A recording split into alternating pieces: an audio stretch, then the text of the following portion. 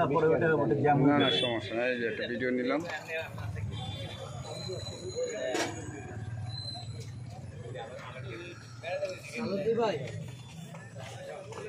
আমরা কি এখন পাচানি আছি নাকি? জি জানি। বউবাজার? ও আচ্ছা, পাচানি বউবাজার, এই তো ভিডিওতে যেন কথাটা আসে। পাচানি বউবাজার। আর যার দোকানে চা খাচ্ছি তার নাম কি? আলমগীর, ফেমাস আলমগীরের দোকানে চা খাচ্ছি। হ্যাঁ, এই আলমগীরের চায়ের দোকান, ছোট্ট দোকান, বাট এখানে চলে বেশি, এই আর কি। ভাই আপনার কাছে ছোট্ট একটি প্রশ্ন, হ্যাঁ, মতলববাসীর পক্ষ থেকে। এই আপনি যদি ইনশাল্লাহ আল্লাহ পাক আপনাকে মনোনয়ন দেয়, তাহলে আপনার কি পরিকল্পনা এই মতলববাসীর জন্য? মতলববাসীর জন্য তো আসলে আমি অনেকবার বলেছি, অনেক কিছু আমি করতে চাই। তার মধ্যে যেমন আজকে যখন আমি আসি ঢাকা থেকে, আসার পথে ভাবলাম যে মতলবের যিনি মানে চাঁদপুর 2 বলতে মতলব উত্তর, মতলব দক্ষিণ বোঝাবে। বাট মতলব উত্তর দক্ষিণে ঢুকতে গেলে আমাকে কিন্তু দাউদকান্দির রাস্তা দিয়ে ঢুকতে হয়, একদম ভাঙা, অর্ধেক রাস্তায় ভাঙা। তো যারা এই 2 আসন থেকে, দাউদকান্দির ওই আসন এবং এই মতলবের এই আসন থেকে যে 2 জন এমপি হবেন, আমি যদি হই, আমি তো অবশ্যই করব, আমি এই 2 জনের সাথে একসাথে হয়ে আমরা এই রাস্তাগুলো সব সংস্কার করার চেষ্টা করব। তারপরে মতলব উত্তর দক্ষিণের তো ভিতরের রাস্তাগুলো আছে, অসংখ্য রাস্তা ভাঙা, গাড়ি চলে না, ভিতরে তো রাস্তায় কোনো গাড়িই যায় না। তারপরে এত বড় নদী বিধৌত আমাদের মতলব উত্তর দক্ষিণ, এখানে কিন্তু ইচ্ছা করলে কয়েকশো সমবায় করা যায়। এটা যদি সরকারের মাধ্যমে সমবায় করে জনগণের হাতে এই দায়িত্ব দিয়ে দেওয়া হয়, সবার ঘরে ঘরে সচ্ছলতা ফিরে আসবে। এই সমবায়ের মাধ্যমে মাছ শিকার হতে পারে, মাছ চাষ হতে পারে, হাঁস মুরগি গরু ছাগল পালন হতে পারে। এই সমবায়ের মাধ্যমে আমরা কোল্ড স্টোরেজ করতে পারি। এই সমবায়ের মাধ্যমে আমরা এখানে প্রচুর খাবার হয় শীতকালে, দেখলাম শাক সবজি, যেমন ফুলকপি, বাঁধাকপি, এখানে দেখলাম মূলা, এখানে আমি দেখছি বেগুন, এখানে আমি দেখছি বরবটি এবং নানান ধরনের পৈঠা, ঝিঙ্গা, এগুলো নানান কিছু মৌসুমি ফলমূল যা হয়, এগুলো কিন্তু ইচ্ছা করলে এক ধরনের বিশেষ ধরনের কোল্ড স্টোরেজে এগুলো রাখা যায় এবং সারা বছর ফ্রেশ জিনিসটা খাওয়া যায়।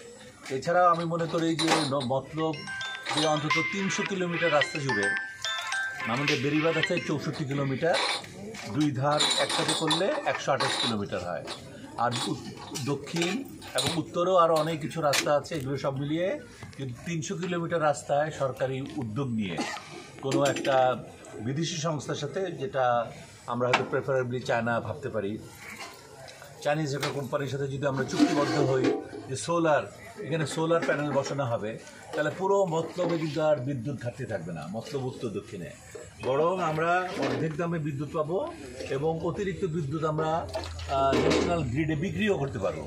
এটার জন্য সরকার যদি উদ্যোগ নেয় এবং সরকারি যদি এই বিদ্যুৎ মন্ত্রণালয় দায়িত্ব নিয়ে এইখানকারই যিনি স্থানীয় প্রতিনিধি যারা থাকবেন, তাদের সমন্বয়ে যদি একটা সমন্বয় কমিটি গঠন করে এগুলি পরিচালনা করতে পারে, আমার মনে হয় এগুলো অনেক ভালো হবে।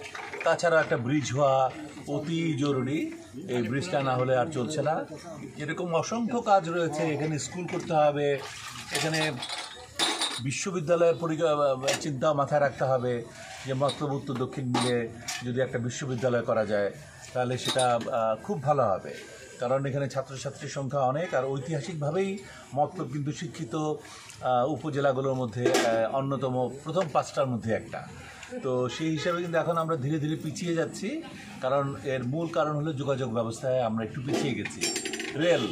রেল লাইন যেমন মতলবে কোনো রেল লাইন নেই, অথচ চাঁদপুরে আছে।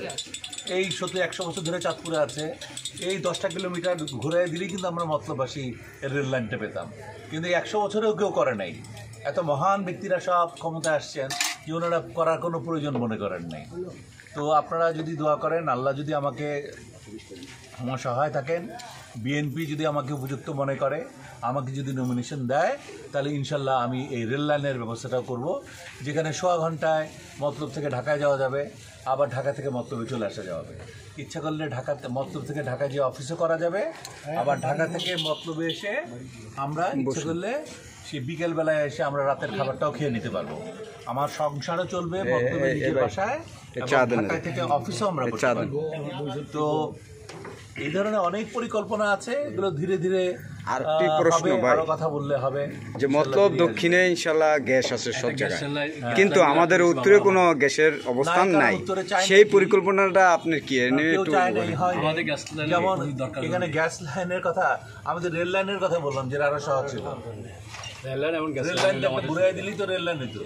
রাস্তাগুলি তো সংস্কার কোনো বিষয় না, টাকা পয়সা দেয়নি সরকার তা তো না। সব টাকা যদি আমরা খেয়ে ফেলি, কাজ না করি, লুটপাট করি, তাহলে তার কোনো কাউকে ধরার উপায় নেই, যদি সুশাসন না থাকে দেশে। এখন গ্যাস কেন, সব কিছুই তো আনা যায়।